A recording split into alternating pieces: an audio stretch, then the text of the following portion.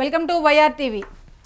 ప్రధానమంత్రి నరేంద్ర మోడీ 11 ఏళ్లు పూర్తి చేసుకున్నారు. వరుసగా మూడోసారి ప్రధానమంత్రిగా ఎన్నికైన ఆయన పాలనను అంతా ప్రశంసిస్తున్నారు. నిజంగా అభినందించాల్సింది. కానీ మోడీ నాయకత్వంలో చేసిన పొరపాట్ల సంగతి ఏంటి అన్న ప్రశ్నలు వస్తున్నాయి. బీజేపీ ప్రభుత్వం తొందరపాటుగా తీసుకున్న కొన్ని నిర్ణయాలతో పడ్డ బాధలు కూడా గుర్తు చేసుకోవాల్సిన అభిప్రాయాలు వ్యక్తమవుతున్నాయి. మోడీ ఎట్ 11 years అసలు ఆయన చేసిన మంచి పనులు ఉన్నాయి, చెడు పనులు ఉన్నాయి. అది చెడు పనులా కాదా అనేది మీరే డిసైడ్ చేయాలి. అండ్ గొప్పలు సరే, తప్పుల సంగతి ఏంటి? తొందరపాటుతో అనేక నిర్ణయాలు, నోట్ల రద్దుతో రోడ్డున పడ్డ జనాలు, రైతు చట్టాలతో రైతన్నల నిరసనలు, పెరిగిన నిరుద్యోగ సమస్య, మీడియా స్వేచ్ఛపై ఒత్తిడి, విద్యా వైద్య రంగాల్లోనూ లోపాలు. మీడియా స్వేచ్ఛ గురించి అయితే మాట్లాడొద్దు, ఇక అది సపరేట్ టాపిక్ మాట్లాడాల్సిందే. మీడియా స్వేచ్ఛ అంటే freedom of press in India అనేది మన ఇండెక్స్లో చూసుకుంటే, ప్రెస్ ఫ్రీడమ్ ఇండెక్స్లో చూసుకుంటే చాలా వెనుకబడి ఉన్నది. సో 2014 నుంచి 2025 వరకు అంటే 11 సంవత్సరాలుగా నరేంద్ర మోడీ భారత ప్రధానమంత్రిగా దేశాన్ని పాలిస్తున్నారు. ఆయన పాలనలో అనేక పథకాలు ప్రారంభించారు. Achhe Din, make in India, Viksit Bharat వంటి నినాదాలతో ప్రారంభమైన పాలన వైఫల్యాలు, విమర్శలతోనే కాలం సాగదీస్తుందన్న విమర్శలు కూడా వస్తున్నాయి. అచ్చేదిన్ వచ్చిందా, సచ్చేదిన్ వచ్చిందా అనేది మీరే చెప్పండి. నల్ల చట్టాల కారణంగా ఏడాదికి పైగా రైతన్నలు పోరాటం చేయాల్సి వచ్చింది. మోడీకి వ్యతిరేకంగా ఉద్యమించి అనేక మంది రైతులు ప్రాణాలు పోగొట్టుకున్నారు. నోట్ల రద్దుతో ఎన్నో కుటుంబాలు రోడ్డున పడ్డాయి. అదైతే వాస్తవమే కదా. ఆయన చేసినటువంటివి చాలా ఏమంటారు, కొన్ని పథకాలు ఉంటాయి. నిజంగా ఆలోచించి చేస్తారా, ఆలోచించినట్టు చేస్తారా, ఏం చేస్తారో కానీ నిజంగానే నల్ల చట్టాలే చాలా వరకు. అయితే ఆర్థిక వైఫల్యాలు ఏంటి? అసలు మోడీ చేసినటువంటి ఈ 11 సంవత్సరాల పాలనలో ఆర్థిక వైఫల్యాలు ఏంటి అని చెప్పేసి ఉన్నది. ఆర్థిక రంగంలో మోడీ ప్రభుత్వం అనేక విమర్శలు ఎదుర్కొంది. 2014లో అచ్చేదిన్ నినాదంతో అధికారంలోకి వచ్చినప్పుడు ఆర్థిక వృద్ధి, ఉపాధి అవకాశాలు, పేదరిక నిర్మూలనపై పెద్ద హామీలు ఇచ్చారు. కానీ 11 సంవత్సరాల తర్వాత ఈ హామీలు ఎంతవరకు నెరవేరాయి? ఆర్థిక రంగంలో కొన్ని నిర్ణయాలు దేశాన్ని తీవ్రంగా ప్రభావితం చేశాయని విమర్శకులు అంటున్నారు. అప్పుడెప్పుడో విన్నట్టు గుర్తు, 2014లో అచ్చేది నాయంగే అనుకుంటూ వచ్చారు కదా. అప్పుడు ప్రతి ఒక్క అకౌంట్ హోల్డర్ అకౌంట్స్లో 10 లక్షలు 15 లక్షలు వేస్తామని చెప్పారు. వచ్చినాయా మీకు ఎవరికైనా? వస్తే కింద కామెంట్ చేయండి. మాకైతే రాలేదు. సో నోట్ల రద్దు 2016 నవంబర్ 8న 500 రూపాయలు, 1000 రూపాయల నోట్లను రద్దు చేస్తూ మోదీ ప్రభుత్వం ఒక సడన్ నిర్ణయం తీసుకుంది. నల్లధనం, ఉగ్రవాదులకు వచ్చిన నిధులను అరికట్టడం ఈ నిర్ణయానికి ప్రధాన కారణంగా చెప్పారు. కానీ జనాలు ఏమనుకుంటారంటే 500 రూపాయలు, 1000 రూపాయల నోట్లు అయితే సూట్ కేసులలో సరిపోవు, అదే ఒకటేసారి 2000 రూపాయల నోట్లు ఉంటే సరిగ్గా సెట్ అవుతుందని చెప్పేసి మీకు అనుకూలంగానే ఈ పథకాలు ఏమన్నా తెచ్చుకున్నారా ఏంటి అని చాలామంది ప్రజలు అనుకున్నారు. అప్పట్లో సోషల్ మీడియాలో బాగా వైరల్ కూడా అయ్యింది, మీకు తెలుసు. సో మరి నల్లధనం వెనక్కి తీసుకొచ్చారా? ఉగ్రవాదులకు వచ్చే నిధులను అరికట్టినారా? మరి అప్పటి నుంచి ఇప్పటిదాకా ఎన్ని ఉగ్రవాద దాడులు జరిగినాయి? మొన్నటి పెహల్గాం నుంచి అంతకుముందు జరిగినటువంటి ఆయన మొదలుపెట్టినప్పటి నుంచి ఇప్పటిదాకా ఎన్ని ఉగ్రవాద దాడులు జరిగినాయో మనకు తెలుసు. అంచెలంచెలుగా అటువైపు నుంచి చైనా సైన్యం ఎలా వచ్చేసి మన కాశ్మీర్ని ఆక్రమించుకుంటుంది, ఇటువైపు నుంచి పాకిస్తాన్ వచ్చి ఎలా ఆక్రమించుకుంటుంది, అసలు తలకాయ లేకుండా చేసేద్దామనే కుట్రలు ఎలా నడుస్తున్నాయి. భారతదేశానికి కాశ్మీర్ అనేది, జమ్మూ కాశ్మీర్ ఒక తలకాయ లాంటిది. తలకాయలని మొండాన్ని ఉంచాలని చెప్పేసి పాకిస్తాను, చైనా రెండు పావులు కదుపుతూ ఉంటే ఎంతసేపు పాకిస్తాన్ మీద ఒరడం తప్ప చైనాను ఎదుర్కొనే ఒక్క ప్రయత్నమైనా చేశారా? అక్సైచిన్ ప్రాంతంలో ఒక ఎంత దాకా మన కాశ్మీర్ని ఆక్రమించేసుకున్నారు. అక్సైచిన్ ప్రాంతంలో ఉన్నటువంటి 8 ఫింగర్స్ లాంటి కొన్ని ప్రాంతాలని మొత్తం ఆక్రమించుకున్నప్పుడు, చైనా ఆర్మీ వచ్చి ఆక్రమించుకున్నప్పుడు ఎందుకు పాకిస్తాన్ మీద ఆగ్రహం చూపించినట్లు చైనా మీద ఎందుకు చూపించలేకపోయింది బీజేపీ ప్రభుత్వం? ఎందుకు మోడీ విశ్వగురు చైనాను ఎదుర్కోలేకపోతున్నాడు అని ప్రజలు అడుగుతున్నారు. దీనికి అంత సమాధానాలు వాళ్ళు చెప్తారా లేదా ఇంకా? కానీ రిజర్వ్ బ్యాంక్ ఆఫ్ ఇండియా నివేదిక ప్రకారం రద్దయిన నోట్లలో 99.3% బ్యాంకులకు తిరిగిచ్చాయి. అంటే నల్లధనం అరికట్టడంలో ఈ చర్య పెద్దగా ఫలించలేదు. నిజంగా నల్లధనం వెనక్కి తీసుకొచ్చారా లేదా అనేది ఒక పెద్ద ప్రశ్నగానే మిగిలింది. నల్లధనం వెనక్కి తీసుకొస్తాము, ప్రతి ఒక్కళ్ళ అకౌంట్లలో 10 లక్షలు 15 లక్షలు వేస్తామని చెప్పారు. నల్లధనం రాకబాయే, 10 లక్షలు 15 లక్షలు పడకబాయే. ఇక ఈ నిర్ణయం వల్ల చిన్న వ్యాపారాలు తీవ్ర నష్టాలను చూశారు. లక్షల మంది కార్మికులు ఉపాధిని కోల్పోయారు. బ్యాంకుల వద్ద గంటల తరబడి క్యూలు, ఆర్థిక లావాదేవీ వంటివి సామాన్య ప్రజలను ఇబ్బంది పెట్టాయి. నేనైతే ఈ క్యూలలో నిలిచినది 2 చోట్ల చూశాను. ఒకటేమో ఈ నోట్ల రద్దు టైంలో నోట్లను చేంజ్ చేసుకునేటప్పుడు ఒకటి, ఇంకొకటి వచ్చేసి కోవిడ్ టైంలో శవాలను కాల్చే దగ్గర కానీ, వలస కార్మికులు వెళ్ళే దగ్గర కానీ ఈ క్యూ లైన్ చూశాను నేను. మోడీ పాలనలో అత్యంత 2 పెద్ద బ్లండర్లు ఏమైనా ఉన్నాయా అంటే ఈ 2 క్యూలు. జిఎస్టీ అమలు సమస్యలు. 2017లో గూడ్స్ అండ్ సర్వీస్ ట్యాక్స్ ప్రవేశపెట్టింది. దీన్ని ఒక చారిత్రక సంస్కరణగా ప్రచారం చేసుకున్నారు. కానీ ట్యాక్స్ స్లాబ్లు, రిజిస్ట్రేషన్ ప్రక్రియలు, ఫైలింగ్ సమస్యలు చిన్న చిన్న వ్యాపారులపై భారం పడింది. నిజంగా ఈ జిఎస్టీ తీసుకురావడం వల్ల డైరెక్ట్ ట్యాక్స్, ఇండైరెక్ట్ ట్యాక్స్ ఒక్క రకంగా లేదు. పన్ను కట్టడం అనేది పన్ను మీద పన్ను, పన్ను మీద పన్ను. ఇది వడ్డీలా, సాధారణ వడ్డీలా కాకుండా చక్రవడ్డీలాగా, వడ్డీ మీద వడ్డీ ఉంటుంది కదా, ఆ విధంగా పన్ను మీద పన్ను కట్టడం మనము ఆ రోజు నుంచి స్టార్ట్ అయింది.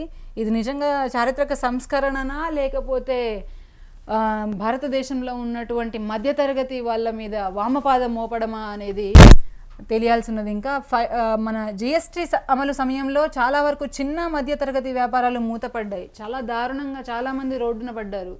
చాలామంది ప్రజల జీవితాలు రోడ్డున పడ్డాయి దీనివల్ల. ఆర్థిక వృద్ధి రేటు 2017 నుంచి 2018లో స్లోడౌన్ అయిపోయింది. జిఎస్టీ అమలులోని లోపాలు ఒక కారణమని విమర్శలు ఆరోపించారు. ఇక నిరుద్యోగ సమస్య చూసుకుంటే దాని గురించి సపరేట్ చాప్టరే మాట్లాడవచ్చు. ఎన్ని రకాలుగా నిరుద్యోగాన్ని మీరు ఆపాలని చూసినా కానీ అసలు మీరు చేస్తున్నటువంటి ఆ పనులేమీ ప్రయోజనాలు తేవట్లేదండి. అసలు ఎట్లా వస్తాయి? మీరు ఎంత నిరుద్యోగ సమస్య ఇంత ఉన్నా కూడా మీరు దానికి కరెక్ట్గా దానికి సరిపోయేటట్టుగా ఉద్యోగాలు తీయడం లేదు. ఈ విషయంలో మాత్రం చాలా దారుణంగా ఫెయిల్ అయిపోయింది బీజేపీ ప్రభుత్వం. మోడీ ప్రభుత్వం సంవత్సరానికి 2 కోట్ల ఉద్యోగాలు సృష్టిస్తామని హామీ ఇచ్చింది. కానీ centre for monitoring Indian economy data ప్రకారం 2014 నుండి 2024 మధ్య నిరుద్యోగ రేటు గణనీయంగా పెరిగింది. 2023 నుండి 2023లోనే నిరుద్యోగ రేటు 7 నుంచి 8% మధ్య ఉండగా యువతలో ఈ రేటు 20%కి పైగా ఉంది. అంటే అప్పుడు 2 కోట్ల ఉద్యోగాలు సృష్టిస్తామని చెప్పారు. 2 కోట్ల ఉద్యోగాలు అగ్నివీర్ తప్ప ఇంకా ఏ ఉద్యోగాలు సృష్టించారు మీరు? ఉన్నటువంటి రైల్వే శాఖను కూడా ప్రైవేటీకరణ చేసేద్దామని చెప్పేసి ఉన్న ఉద్యోగాలను పీకేస్తూ చేస్తున్నటువంటి ఈ చర్యలు 2 కోట్ల ఉద్యోగాలు సృష్టిస్తామని చెప్పిన హామీకి దీనికి ఏమైనా సంబంధం ఉన్నదా? అగ్నివీర్ అని పెట్టారు. ఎంత ఫెయిల్డ్ పథకం అంటే, అది ఎంత ఫెయిల్డ్ స్కీమ్ అంటే చాలా దారుణంగా ఫెయిల్ అయ్యి ఈరోజు దాదాపు 3 సంవత్సరాల నుంచేమో అక్కడ ఉన్నటువంటి సోల్జర్స్కి సరిగ్గా మన శాలరీలు అందక, ఇంకా శాలరీలు కూడా అందులో బకాయిలోనే ఉండిపోయి, ఇంకా ఉద్యోగాలు కూడా తీయకుండా అంత అగ్నివీర్ని నమ్ముకొని ఉండడం వల్ల ఈరోజు 3 సంవత్సరాలుగా రిక్రూట్మెంట్లు లేవు అంటున్నారు. 3 సంవత్సరాలుగా సోల్జర్స్ రిక్రూట్మెంట్ అనేది అవ్వట్లేదు. ఆర్మ్డ్ ఫోర్సెస్లో రిక్రూట్మెంట్ అవ్వట్లేదు. దీనివల్లే కదా ఆ రోజు జరిగిన పెహల్గామ్ అటాక్కి మీరు ఏ విధంగా మీరు సమాధానం చెప్పుకుంటారు? అసలు నిరుద్యోగం ఇంత దారుణంగా తాండవిల్లుతున్నా కూడా సంబరాలు చేసుకుంటారే మీరు? మీకు వీటికంటే కూడా, ప్రజల కంటే కూడా మీకు కావాల్సింది ఎలక్షన్స్, ఎన్నికలు. ప్రతి ఒక్క రాష్ట్రాన్ని బీజేపీ మయంగా చేసేసి ఇంకా దాని మీద గుత్తాధిపత్యం సాధిద్దామని చెప్పేసి నార్త్ నుంచి ఇక్కడ దాకా ఈ విధంగా చేస్తున్నారు. ఉద్యోగాలు లేకుండా చాలా దారుణంగా వలసలు పెరిగిపోయాయి. ఈరోజు నార్త్ ఇండియా నుంచి వచ్చినటువంటి వలసలు మీరు చూసుకుంటే మన రాష్ట్రంలో ఒక హైదరాబాద్లో చూసుకోండి, ఏ మూలకు వెళ్ళినా కూడా మీకు బీహార్, యూపీ, జార్ఖండ్ ఇక్కడ నుంచి వచ్చిన వలస కార్మికులు పూల బండ్లు లేదంటే పండ్ల బండ్లు అవి పెట్టుకొని ఎట్లా కనిపిస్తారో మీరు చూడండి. కన్స్ట్రక్షన్ కూలీల దగ్గర నుంచి పూల పండ్ల వ్యాపారుల దాకా వాళ్ళందరినీ, అంటే ఎంత దారుణంగా వలస అయిపోయిందంటే మనకు నార్త్ నుంచి వచ్చే సౌత్కి వచ్చే ట్రైన్లలో ఆ గుట్కా మరకలు సాక్ష్యం. నార్త్ వలసదారులు ఎంత దారుణంగా పెరిగిపోయారు అని చెప్పడానికి. అంత దారుణంగా మీరు పరిపాలిస్తున్న రాష్ట్రాలే కదా. ఉత్తరప్రదేశ్ ఎవరిది? ఉత్తరప్రదేశ్ రాష్ట్రాన్ని బీజేపీ ప్రభుత్వం ఏ నాటి నుంచి పరిపాలిస్తున్నది? మరి ఎందుకు అంత దారుణంగా వలసలు ఉన్నాయి? నిరుద్యోగ సమస్య అక్కడ ఎందుకు అంతలా ఉంది? అసలు నిరుద్యోగ సమస్య గురించి మాట్లాడుకునే ముందు అక్షరాస్యతే లేదు కదా సరిగ్గా. అక్షరాస్యత అంటే మనం ఎక్కడ దాకా స్టడీ కంటిన్యూ చేస్తున్నారు, కనీసం ఎంత దారుణంగా ఉందంటే ఈ విషయంలో మాట్లాడాలి అంటే చాలా దారుణమైన వలసలు ఉన్నాయి. అండ్ నార్త్ నుంచి వస్తున్నటువంటి వలసల వల్ల ఇక్కడున్న ప్రజలకు చిన్న చిన్న ఉద్యోగం చేసుకునే వాళ్ళకు, కార్మికులకు పని లేకుండా అయిపోతుంది. అంత దారుణంగా మిగతా రాష్ట్రాల మీద కూడా ఈ ఎఫెక్ట్ ఉన్నది. సో మేక్ ఇన్ ఇండియా వంటి పథకాలు మాటలకే పరిమితం అయ్యాయి తప్ప ఉద్యోగాలు కల్పించడంలో మాత్రం చేసింది జీరో అని చాలామంది విమర్శకులు చెప్పిన మాట ఇదే. అసలు మేక్ ఇన్ ఇండియా పథకం గురించి మాట్లాడినప్పుడు ఒక విషయం మనం ఇక్కడ మాట్లాడదాము. బిఎస్ఎన్ఎల్ అనే సంస్థ గవర్నమెంట్ సంస్థ, మీకు తెలుసు, భారత నిగమ్ సంచార లిమిటెడ్, బిఎస్ఎన్ఎల్. సో దానివల్ల అది ఫస్ట్ టైం 2G ఉన్నప్పుడే మాకు 3G అండ్ 4G స్పెక్ట్రమ్ కావాలి అని చెప్పి ఎన్నోసార్లు ప్రభుత్వానికి అర్జీలు పెట్టుకుంటే make in India make in India make in India అని మొత్తుకుని ఈ మోడీ మన దేశంలోనే తయారైపోవాలి, ఆ టెక్నాలజీ అంతా 3G అండ్ 4G టెక్నాలజీ మన దేశంలోనే తయారవ్వాలి, మన దేశంతో తయారైన టెక్నాలజీనే బిఎస్ఎన్ఎల్ వాళ్ళు యూజ్ చేయాలి అని చెప్పేసి అసలు వేరే దేశం నుంచి ఇజ్రాయెల్, జపాన్, జర్మనీ లాంటి దేశాల నుంచి స్పెక్ట్రమ్ని రానియలేదు, 3G అండ్ 4G స్పెక్ట్రమ్ని రానియలేదు. మరి ఇదే మోడీని తన గుజరాతీ ఫ్రెండ్ అయినటువంటి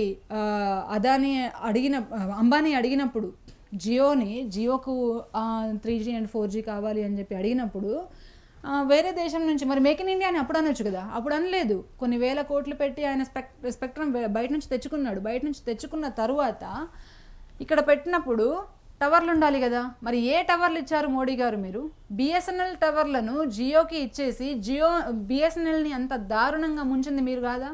అంటే ముందు ప్రాబ్లమ్ని క్రియేట్ చేసేది మీరే, ప్రాబ్లంలో ఉన్నదనేది మీరే, దాన్ని ప్రైవేటీకరణ చేసేది కూడా మీరే. మేక్ ఇన్ ఇండియా అనేది చాలా దారుణంగా ఫెయిల్ అయిపోయిన స్కీమ్ అది. రైతు చట్టాలు, నిరసనలు. ఇక రైతు చట్టాల గురించి మాట్లాడుకుంటే చాలా దారుణంగా ఒకటే సంవత్సరంలో దాదాపు సంవత్సరం పాటు జరిగినటువంటి ఆ నిరసనలో 600 మంది 700 మంది రైతులను పొట్టన పెట్టుకున్నావు ఢిల్లీ నడిబొడ్డులో సంవత్సరం రోజులు వాళ్ళు అంత పెద్ద ఎత్తున నిరసన చేస్తే అంతమంది రైతులు చనిపోయారు నీ వల్ల. ఈరోజు జై జవాన్ జై కిసాన్ అంటున్నప్పుడు నువ్వు జవాన్లను మంచిగా చూస్తలేవు, కిసాన్లను మంచిగా చూస్తలేవు. సామాజిక రాజకీయ రంగాలలో మోడీ ప్రభుత్వం తీసుకున్న కొన్ని నిర్ణయాలు దేశవ్యాప్తంగా తీవ్ర చర్చలకు, నిరసనలకు దారితీశాయి. 2020లో కేంద్ర ప్రభుత్వం ప్రవేశపెట్టిన 3 వ్యవసాయ చట్టాలు ఆ రైతుల నుంచి తీవ్ర వ్యతిరేకతను ఎదుర్కొన్నాయి. ఈ చట్టాలు కార్పొరేట్లకు అనుకూలంగా ఉన్నాయని, రైతుల ఆదాయాన్ని దెబ్బతీస్తాయని విమర్శలు వచ్చాయి. అది నిజమే కదా. ఆ 3 చట్టాలు నువ్వు ఎవరి కోసం పెట్టినావు? నీ దోస్తుల కోసం పెట్టినావా, రైతుల కోసం పెట్టినావా? ముమ్మాటికి నీ దోస్తుల కోసమే పెట్టినావు కదా. ఢిల్లీ సరిహద్దులలో దాదాపు 1 సంవత్సరం పాటు రైతులు నిరసన చేశారు. చివరకు 2021లో ఈ చట్టాలను రద్దు చేయాల్సి వచ్చింది. ఈ సంఘటన మోడీ ప్రభుత్వం లోపాన్ని, రైతుల ఆందోళనలను విస్మరించినట్లు చేసింది. మరి ముందు నువ్వు 2020లో ఈ చట్టం పెట్టినప్పుడు ఎవరిని నువ్వు సంప్రదించి పెట్టినావు? రైతుల గురించి చట్టాలు చేస్తున్నప్పుడు రైతులను సంప్రదించాలి కదా. వాళ్ళని సంప్రదించకుండానే రైతుల చట్టాలు పెట్టి అడ్డదిడ్డంగా నీకు నచ్చిన చట్టాలు పెట్టుకుంటే ఇక్కడ ఇంకా జనాలు ఉండడం ఎందుకు, మిమ్మల్ని ఎన్నుకోవడం ఎందుకు? మీరు ప్రజల చేత ఎన్నుకోబడిన వాళ్ళు అని మర్చిపోయి ఒక ఆటోక్రసీ, ఒక సామ్రాజ్యవాదం, ఒక కింగ్ మొనార్క్ లెక్క బిహేవ్ చేస్తే ఎట్లా? అసలు ఫస్ట్ రైతుల గురించి అడగకుండానే రైతుల గురించి 3 చట్టాలు తీసుకొని వాళ్ళు సంవత్సరం రోజులు ఢిల్లీ సరిహద్దులలో ఎంత దారుణంగా అంటే పాకిస్తాన్ నుంచి వచ్చే ఉగ్రవాదులను ఆపడానికి అలాంటి సరిహద్దు చర్యలు చేపట్టినా కూడా, అలాంటి ఆ బార్డర్లో మీరు చేసినటువంటి ఉన్నాయి కదా, యుద్ధం తరహా చేసిరు కదా, అట్లాంటివి పాకిస్తాన్ సరిహద్దులలో వేసినా కూడా ఈరోజు ఇన్ని అటాక్లు అయ్యేవి కావేమో. మన దేశంలో మన రైతులను ఆపడానికి ఒక తీవ్రవాదులను ఆపినంతలా ఎంత దారుణంగా వాటర్తో ఫైరింగు, గ్యాస్ ఫైరింగు, టియర్ గ్యాసులు, చాలా దారుణంగా వాళ్ళ వెహికల్స్ రానియకుండా ఇంత పెద్ద పెద్ద ముళ్ళలాంటివి ఎంత దారుణంగా చేయాల్సిందో అంత దారుణంగా చేసేసారు. మరి సంవత్సరం రోజులు వాళ్ళు నిరసన తెలిపినాక ఈ చట్టాలను ఎందుకు రద్దు చేశారు? మీ చట్టాలలో లోపాలే లేవు అన్నప్పుడు ఎందుకు రద్దు చేశారు? మీరు ఒప్పించాల్సింది ప్రజలను, రైతులను ఒప్పించాల్సింది. ఇందులో మా తప్పులేం లేవు, ఇది మీకు అనుకూలంగానే ఉన్నాయి కదా అని చెప్పి మీరు మాట్లాడాల్సింది, ఒప్పించాల్సింది. ఏనాడు కూడా అక్కడికి వెళ్ళి మీరు పట్టించుకోకుండా వాళ్ళు నిరసన చేస్తున్న రోజులు దాదాపు 600-700 మంది రైతులను పొట్టన పెట్టుకొని ఆ తర్వాత చట్టాలను రద్దు చేసినావు. అంటే ఏంటి? నీ ప్రభుత్వంలో ఎంత లోపం ఉన్నది, మీరు తీసుకున్న డెసిషన్స్ ఎంత లోపభూయిష్టంగా ఉన్నాయి అనేది ఇక్కడ తెలుస్తుంది కదా. సామాజిక విభజన ఆరోపణలు, మోడీ పాలనలో సామాజిక విభజన, మతపరమైన విద్వేషాలు పెరిగిందని విమర్శలు ఉన్నాయి. Citizenship amendment act, national register of citizens NRC వంటి చట్టాలు మైనారిటీలను లక్ష్యంగా చేసుకున్నాయని ఆరోపణలు వచ్చాయి. 2019 నుంచి 2020లో ఢిల్లీలో జరిగిన అల్లర్లు, అలాగే ఇతర సామాజిక ఘర్షణలు ఈ విమర్శలకు బలం చేకూర్చాయి. ఈ చట్టాలు దేశంలో సామాజిక సామరస్యాన్ని దెబ్బతీశాయని చాలామంది అంటున్నారు. నిజంగా సిఏఏ అనేది చాలా పెద్ద బ్లాక్ యాక్ట్, చాలా పెద్ద నల్ల చట్టం. అది నువ్వు ఒక్క కమ్యూనిటీని దాని మీద ఒక పగ తీర్చుకోవడానికి మాత్రమే చేసినట్టు అనిపించింది. ఆ చట్టంలో ఎలా ఉందంటే, మిగిలిన 6 కమ్యూనిటీలు వేరే దేశం నుంచి వచ్చినా కూడా అదే టైంలో వచ్చినటువంటి మైనారిటీలు మాత్రం ఈ దేశస్తులు ఎందుకు కారు? మైనారిటీలు కారు. అందులోనూ గిరిజనులు కూడా ఈ చట్టంలోకి రాకుండా చేసినావు, ఆదివాసీలను కూడా ఈ చట్టంలోకి రాకుండా చేసినావు. ఎప్పటి నుంచో ఆదివాసీలు అడవులలోనే పుట్టిరు, పెరిగిరు. వాళ్ళ దగ్గర ఎటువంటి మీకు చూపించాల్సినటువంటి ఐడెంటిటీ కార్డ్స్ అనేవి లేవు, ఐడెంటిటీ ప్రూఫ్స్ అనేవి లేవు. వాళ్ళు కూడా ఈ దేశ పౌరులు కాదా అంటే, ఆదివాసులను కూడా ఈ దేశ పౌరులు కాదని చెప్పినావు. మరి వలస వచ్చినటువంటి ఆర్యులు ఎవరు? వాళ్ళు ఈ దేశ పౌరులైన వాళ్ళు. ఈ విధంగా ఉన్నాయి మీ చట్టాలు. సిఏఏ అనేది చాలా పెద్ద బ్లాక్ యాక్ట్. ఎన్ఆర్సీ అనేది ఇంత దారుణంగా చేసి దానివల్ల ఎన్ని మత ఘర్షణలు, ఎన్ని ఘర్షణలు. మీ పంతంతోనే అయోధ్య అయోధ్య అయోధ్య అని చెప్పి రామ మందిరం చెప్పి కట్టించి అదైనా పూర్తయిందా? అది అవ్వలేదు. మీడియా స్వేచ్ఛపై ఒత్తిడి. మీడియా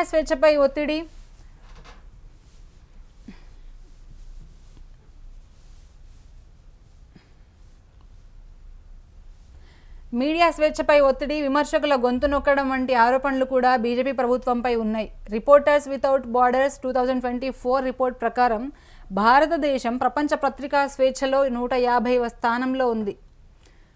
ఇంత దారుణమో చూడండి. భారతదేశం ప్రెస్ ఫ్రీడంలో 150వ స్థానంలో ఉంది. ఇది 2014లో 140వ స్థానం నుంచి క్షీణించింది. 140 నుంచి 150కి దిగజారింది. అంటే చూడండి, 10 స్థానాలు దిగజారింది. పత్రికా సంస్థలపై ఒత్తిడి, జర్నలిస్టులపై కేసులు వంటివి ప్రజాస్వామ్య విలువలపై ప్రశ్నలను లేవనెత్తాయి. మన ఉత్తరప్రదేశ్లో జరిగినటువంటి ఒక సంఘటన మీద ఒక జర్నలిస్ట్, కేరళ నుంచి ఒక జర్నలిస్ట్ వెళ్తే కవరేజ్కి వెళ్తే ఆయనను నిర్బంధించి, ఉపా చట్టం కింద నిర్బంధించి 2 సంవత్సరాలు చిత్రహింసలు పెట్టి ఆ తర్వాత రిలీజ్ చేయడము ఎంత దారుణమైన విషయము. ఒక్క జర్నలిస్టుల పైననే కాదు, మాట్లాడినటువంటి యాక్టివిస్టుల మీద ఈ రోజుకి కూడా మతం పేరుతోని వాళ్ళ మీద ఉపా కేసులు, టాడా కేసులు, ఇలాంటివి రకరకాల కేసులు వేసి నోరు నొక్కే ప్రయత్నం చేసిరు, వాళ్ళ గొంతులు నొక్కే ప్రయత్నం చేసిరు. 150వ స్థానంకి వెళ్ళింది అంటే ఎంత దారుణంగా ఉందో చూడండి. 10 సంవత్సరాలలో 10 స్థానాలు దిగజార్చారు. ఈరోజు నేషనల్ మీడియా ఎవరి గుప్పిట్లో ఉందో మనం ప్రత్యేకంగా చెప్పాల్సిన అవసరం లేదు కదా. వైద్య రంగంలో లోపాలు. కోవిడ్-19 మహమ్మారి సమయంలో మోడీ ప్రభుత్వం నిర్వహణపై తీవ్ర విమర్శలు వచ్చాయి. సెకండ్ వేవ్ 2021 సమయంలో ఆక్సిజన్ కొరత, ఆసుపత్రి పడకల కొరత, టీకాల సరఫరా సమస్యలు దేశవ్యాప్తంగా అనేక మరణాలకు దారితీశాయి. మనకే టీకాలు లేవంటే వేరేటోళ్ళకి పంచుతావు నువ్వు, మన దేశానికి వెళ్ళేవయ్యా అంటే వేరేటోళ్ళకి ఎట్లా పంచినావు నువ్వు. ఆ టైంలో ఆల్రెడీ 2019లో కోవిడ్ వచ్చి ఇట్లా కొట్టంగానే మనకి ఎంత గుణపాఠం అవ్వాలది. అట్లా ఆక్సిజన్లు లేవు, పడకలు లేవు, ఆసుపత్రిలో టీకాలు లేవు, ఏది సరిగ్గా లేకుండా దాని ఒక లెసన్ లెక్క తీసుకోలేదు. సెకండ్ వేవ్లో కూడా చాలా దారుణంగా చాలామంది చనిపోవడం జరిగింది. వలస కార్మికులు అయితే చాలా దారుణంగా ఇబ్బందులు పడ్డారు. ఎటువంటి మెజర్స్ తీసుకోలేదు. ఒకసారి వచ్చింది కాబట్టి ఇంకోసారి రాదు అని లేదు కదా. ఒకసారి వచ్చినప్పుడు దాన్ని మనం ఇంకోసారి వచ్చిన తర్వాత సెకండ్ టైం వచ్చినప్పుడు ఫస్ట్ టైం దానికంటే తీవ్రత తగ్గించుకోవాలి. ఆ తీవ్రత తగ్గేలాగా మనం చేయాలి. కానీ అవ్వదు, మనకు అది అవ్వదు. మనకు కావాల్సిందంతా ఎలక్షన్స్, ర్యాలీలు, ఇంకా ఆ మతం ఏం చేస్తుంది, ఈ మతం ఏం చేస్తుంది, జాగో హిందూ జాగో. ఆరోగ్య మౌలిక సదుపాయాలలో పెట్టుబడులు తక్కువగా ఉండడం, ముందస్తు ప్రణాళిక లేకపోవడం వంటి ఆరోపణలు వచ్చాయి. మన పెట్టుబడులన్నీ కూడా బయటకు వెళ్తూ ఉంటే వైద్యం మీద, విద్యం మీద ఎట్లుంటుంది? వైద్యము, విద్య వీటి మీద ఎందుకు ఉంటుంది? ఇంకా ముందస్తు ప్రణాళిక లేకపోవడం వలన ఇలా జరిగింది. ఆయుష్మాన్ భారత్ వంటి పథకాలు ఉన్నప్పటికీ గ్రామీణ ఆరోగ్య సౌకర్యాలు ఇంకా బలహీనంగా ఉన్నాయని విమర్శకులు అంటున్నారు. విద్యారంగంలో లోపాలు, ఇంకా విద్యారంగం గురించి మాట్లాడితే దీన్ని ఇంకా దారుణంగా చేసేటట్టున్నారు. సిలబస్లో కొత్తగా ఏవేవో పాఠాలు పెట్టడము, అంటే చరిత్రలో నుంచి కొన్నింటిని తుడిపేయడము, చరిత్రలో లేనివి ఎక్కించడము, అంటే చిన్న పిల్లలు, చదువుకునే పిల్లలలో ఇప్పటి నుంచే బీజేపీ పట్ల మంచి ఇది రావాలని చెప్పేసి అంత దారుణంగా మిస్గైడ్ చేస్తున్నారు. 2020లో ప్రవేశపెట్టిన నూతన జాతీయ విద్యా విధానం సంస్కరణగా ప్రచారం చేయబడినప్పటికీ దాని అమలులో లోపాలున్నాయని విమర్శలున్నాయి. గ్రామీణ ప్రాంతాల్లో ఇంటర్నెట్ లేకపోవడం వల్ల కోవిడ్ సమయంలో ఆన్లైన్ విద్య సమస్యగా మారింది.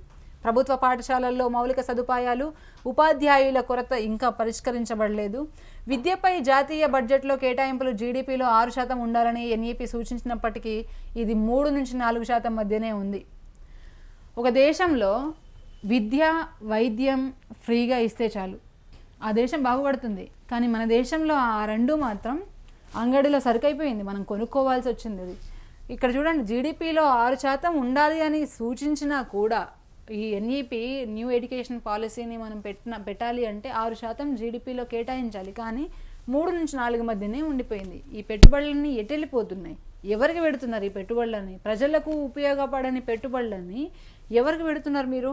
మౌలిక సదుపాయాలలో అసమానతలు. మోడీ ప్రభుత్వం రోడ్లు, రైల్వేలు, స్మార్ట్ సిటీల వంటి మౌలిక సదుపాయాలపై దృష్టి పెట్టినప్పటికీ గ్రామీణ ప్రాంతాల్లో ఇంకా ప్రాథమిక సౌకర్యాలు, విద్యుత్, నీరు, రోడ్లు లోపిస్తున్నాయి. స్మార్ట్ సిటీస్ పథకం కొన్ని నగరాల్లో మాత్రమే కేంద్రీకృతమై గ్రామీణ ప్రాంతాలకు తగిన ప్రాధాన్యత ఇవ్వలేదనే విమర్శలు కూడా ఉన్నాయి. గాంధీ గారు ఒక మాట అన్నారు, దేశం బాగుపడాలంటే ఒక గ్రామం బాగుపడాలి అని. గ్రామాలు ఎప్పుడు బాగుపడతాయో అప్పుడే దేశం బాగుపడుతుంది. కానీ స్మార్ట్ సిటీలు అని చెప్పి మీరు పైపైన ఇట్లా చేసినంత మాత్రాన దేశం బాగుపడదు కదా. గ్రామీణాల్లో ఎంత దారుణంగా అంటే మౌలిక సదుపాయాలు, వాటర్ లేదు, కరెంట్ ఫెసిలిటీ లేదు, రోడ్ ఫెసిలిటీ లేదు. మొన్నటికి మొన్న ఒక మహారాష్ట్ర బార్డర్లో ఉన్న ఒక చాలా హృదయ విదారకమైన సంఘటన జరిగింది. ఎలా అంటే తల్లిదండ్రులు వాళ్ళ 2 పిల్లలకి జ్వరం వస్తే భుజాన ఎత్తుకొని 15 కిలోమీటర్లు నడవాల్సి వచ్చింది గవర్నమెంట్ హాస్పిటల్కి వెళ్ళాలంటే. వాళ్ళకి అక్కడ రోడ్లు లేవు, వాళ్ళ దగ్గరలో హాస్పిటల్స్ లేవు. అంత దారుణంగా మౌలిక సదుపాయాలు లేకుండా ఉన్నాయి కొన్ని ప్లేసెస్ అయితే, చాలా మారుమూల ప్రాంతాలు. మరి 15 కిలోమీటర్లు వాళ్ళు ఆసుపత్రికి ఎత్తుకొని వెళ్ళిన తర్వాత అక్కడ చూస్తే పిల్లలిద్దరు చనిపోయి ఉన్నారు. వాళ్ళకున్న 2 పిల్లలు జ్వరానికి చనిపోయారు. మళ్ళీ వాళ్ళను భుజాన వేసుకొని ఆ తల్లిదండ్రులు చనిపోయిన వాళ్ళ బిడ్డల శవాలను భుజాన వేసుకొని మళ్ళీ వాళ్ళ ఊరికి 15 కిలోమీటర్లు నడుచుకుంటూ వచ్చారు. ఎంత దౌర్భాగ్యమైన పరిస్థితి ఇది. మీరు స్మార్ట్ సిటీలు పెట్టండి, ఇంకేమైనా పెట్టండి, కానీ గ్రామీణ ప్రాంతాలలో ఇంకా రోడ్లు మీరు వేయలేదు, ఇంకా హాస్పిటళ్ళు లేవు, మౌలికమైన సదుపాయాల లోపం అనేది చాలా దారుణంగా ఉంది. 1 నేషన్ 1 రోడ్ అని ఇంకొక కొత్త పథకం లాంచ్ చేయండి, ఒక కొత్త స్కీమ్. 1 నేషన్ 1 రోడ్, మొత్తం రోడ్లని లింక్ చేయండి. 15 కిలోమీటర్లు నడకదారిన వెళ్ళి అక్కడ రోడ్ లేకుండా వెళ్ళి, ఎలాంటి వెహికల్స్ లేకుండా, ఆ దగ్గరలో హాస్పిటల్ కూడా లేకుండా తల్లిదండ్రులు వాళ్ళ పిల్లల శవాలను భుజాల మీద ఎత్తుకొని వెళ్ళి మళ్ళీ వచ్చారంటే ఎంత దౌర్భాగ్యం అసలు. సో ఈ విధంగా మోడీ సర్కార్ 11 సంవత్సరాలలో అనేక సంస్కరణలు, పథకాలను చెప్పింది, కానీ అవి రియాలిటీలో మాత్రం సాధ్యం చేయలేకపోయింది. నోట్ల రద్దు, జీఎస్టీ, నిరుద్యోగం, రైతు చట్టాలు, సామాజిక విభజన, మీడియా స్వేచ్ఛ, కోవిడ్ నిర్వహణ వంటి అంశాలలో వచ్చిన విమర్శలు ఈ పాలనలోని లోపాలను హైలైట్ చేస్తున్నాయి. ఈ వైఫల్యాలు ప్రభుత్వం యొక్క నిర్ణయాలలో లోపం, ప్రణాళికలలో లోటుపాట్లను చెబుతుందనేది వాస్తవం అన్న అభిప్రాయాలు వ్యక్తమవుతున్నాయి. అయితే మీరు పథకాలు పెట్టడం కాదు, వాటిని కరెక్ట్గా అవి అమలు అవుతున్నాయా లేదా, మనం పెట్టడం మాత్రమే కాదు, పెట్టినంలే అయిపోయింది అని చెప్పి మామ చెప్పేసి అక్కడితో అయిపోదు, అవి కరెక్ట్గా అమలు అవుతున్నాయా లేదా, ప్రజలకు వాటి ప్రతిఫలాలు వెళ్తున్నాయా లేవా, మనం పెడుతున్నటువంటి ఆ పథకము అసలు జనాలకు అవసరమా కాదా, ఒకవేళ అవసరమైతే దాన్ని ఎంత మేరకు మనము ముందుకు తీసుకెళ్ళాలి. ఒక విద్య కావచ్చు, వైద్యం కావచ్చు, మౌలిక సదుపాయాలైన నీరు, వాటర్ అండ్ రోడ్లు, ఇంకా కరెంట్ లాంటివి, ఇలాంటివి అసలు ప్రజలకు వెళ్తున్నాయా లేదా? వాళ్ళని ఓటర్లుగానే కాదు మోడీ గారు, ప్రజలుగా చూడండి. వారు కూడా మీలాంటి ప్రజలన్నట్టే చూడండి. అండ్ ఈ సందర్భంగా 11 సంవత్సరాలు పూర్తి చేసుకున్న సందర్భంగా ఈ విధంగా ఉంది అని చెప్పి జనాలు అనుకుంటున్నారు. సో చూస్తూనే ఉండండి వైఆర్ టీవీ.